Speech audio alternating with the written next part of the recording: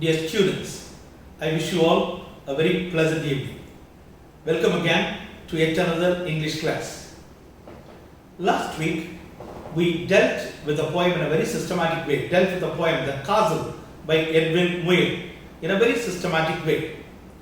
And today, I thought of giving you a slight recap of the entire poem once again.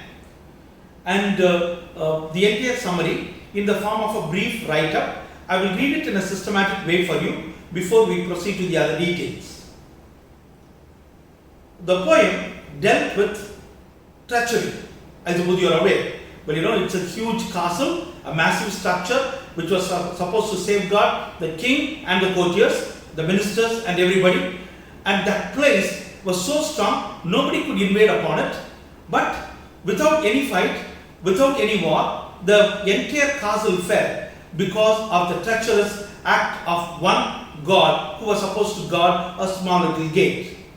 And the summary in the form of a brief write-up, once again for your understanding, for your clarity. Edwin Muir's poem, The Castle, tells how treachery brings about the fall of seemingly impenetrable stronghold, the castle. No reason to fear. An unarmed soldier tells of a sense of safety within the walls of the castle during a war. On a summer day, the soldiers watched the farmers mowing the crops. Beyond the farmers, they could see the enemy soldiers. Yet, there did not seem to be any threat because within the wall, the soldiers had sufficient arms and food. The battlements provided sufficient protection, but they waited for their allies who were near to arrive. The stronghold. The soldier says that the gates of the castle were very strong. The thick walls were smooth and so high that it could not be scaled. This led them to believe that they could not be taken by surprise, as only a bird could have got into the castle. Such is the strength of the castle and the fort. They could not be bribed to surrender because their captain was brave and the soldiers were loyal and faithful. All the soldiers and their captain, they had full integrity. Betrayed. The enemy managed to bribe the warder who let them in through a small private gate in the castle wall. He was a wicked person. The captain and soldiers were defeated without putting up any resistance as they were taken by surprise. The famous fortress was captured and overrun by the enemy. By way of concluding, I would say the soldier feels ashamed to tell the story of betrayal and reiterates, emphasizes that till his death that he will maintain that they did not lose because they were not prepared, but rather they were sold for gold. The actual enemy was gold, and no weapon could stand against the castle. So I have given you a brief recap, students, and along with this, I am also attaching shots of 5 pages. 5 pages are attached here, and the 5 pages contain the glossary and exercises, short answers, paragraph answers, and ERC, explain with reference to context, and all the details of the poem in a very systematic way. Now from the screenshot, I want you all to take down your own notes. Take a notebook and write all these question and answers in a very systematic way in your notebook, which will be of immense help. And I want all of you, the notes, you can take a screenshot again and then you can forward them back to me. Being a poem, well, it is good that you take it up in a very systematic way so that you can deliver the goods well, from the examination point of view.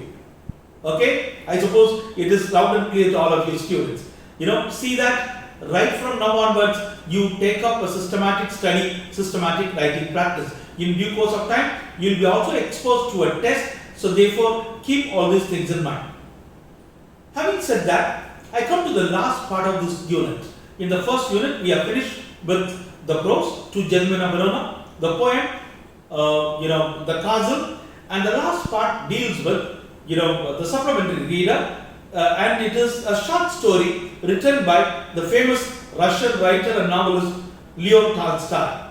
And the story is given the title, God Sees the Truth but Waits. The title itself sounds a little paradoxical, sounds a little poetical. A brief explanation on the title of this story. All of us know God sees the truth. Students, when you are young, your parents would have already told you, when you do something wrong, there is, even if nobody else observes, there is somebody beyond all of us, up above in the heavens, who will be observing you. Almost all the parents would have guided you like that. Your grandparents would have told you, even if you don't feel afraid of anybody else, feel afraid. Have fear for the God who has created you and for your conscience. You need to have a sense of respect and reverence for God, and God who dwells within you in the form of your conscience. Many times, amongst youngsters, I see whenever you take a decision, normally two parameters you subscribe to: pain and pleasure. If something is a painful thing, you shun from doing it. You shy away yourself from doing that action. Whereas if something is pleasurable, you subscribe to that and you do it in a very systematic way. But ask your parents, ask your grandparents, before they embark upon any activity, before they decide upon any activity, they have just two things in mind: whether it is morally right or morally wrong. Because the faith element in your parents, amongst your grandparents, was so strong that whatever action that they embark upon, even today, they will have, just two things in mind: whether it is morally right or wrong. Whereas youngsters today, moral rightness and wrongness doesn't come into the picture at all. Many a time it is the pain or pleasure that you subscribe to and you take a decision, which is not healthy and good, for your life. So therefore, from now onwards, students, my dear students, you should always subscribe to, whether any activity, any action, whether it is morally right or wrong, before you start doing that. Yeah. So now, so when you subscribe to God, automatically you will get in touch with the notion of right and wrong. Now, here in this short story, of course, God always sees the truth. God is omnipotent and omnipresent. He is there everywhere, and He is able to observe all that happens around the place, and He sees the truth. Normally, we say God Himself is truth. So therefore, God is truth Himself. But before deciding, before acting upon the truth, God always waits. So that's a kind of paradoxical way of putting things. He doesn't, intervene immediately. Many times, in your own neighborhood, sometimes you encounter people who do a lot of things, but they get away.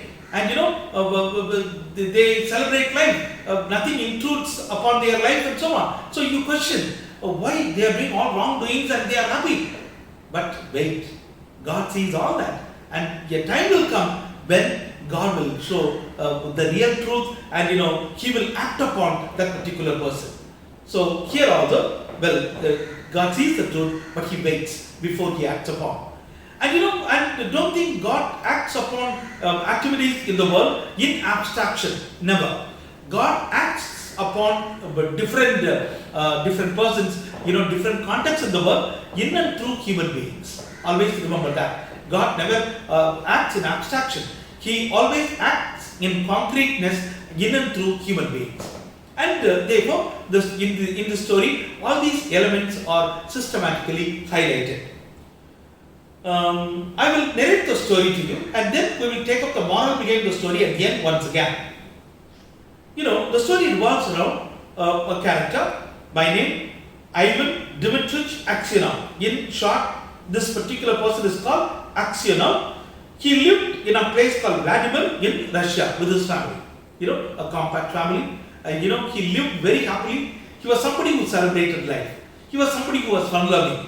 And he was somebody who was harmless. He was always ready to help his neighbors, and he was always at the disposal of his family, and he celebrated his life. Such a kind of pleasant personality this person was vested with. This, Aksionov was vested with. And life was going on very smoothly. One fine day, he wanted to go and visit a trade fair.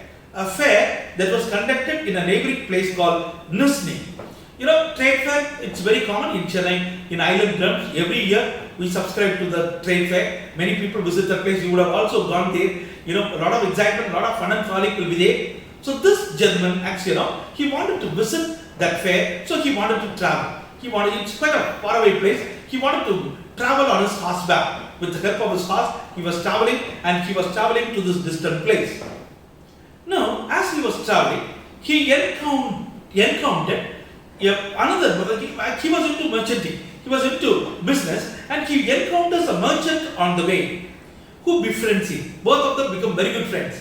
They have tea together. They have their dinner together, and for the night, when it becomes late in the evening and night, they decided to stay in an inn which was situated midway to the trade fair. And both of them decided to stay in an inn, a lodge, a lodge which provides both boarding and lodging. They decided to spend the night there.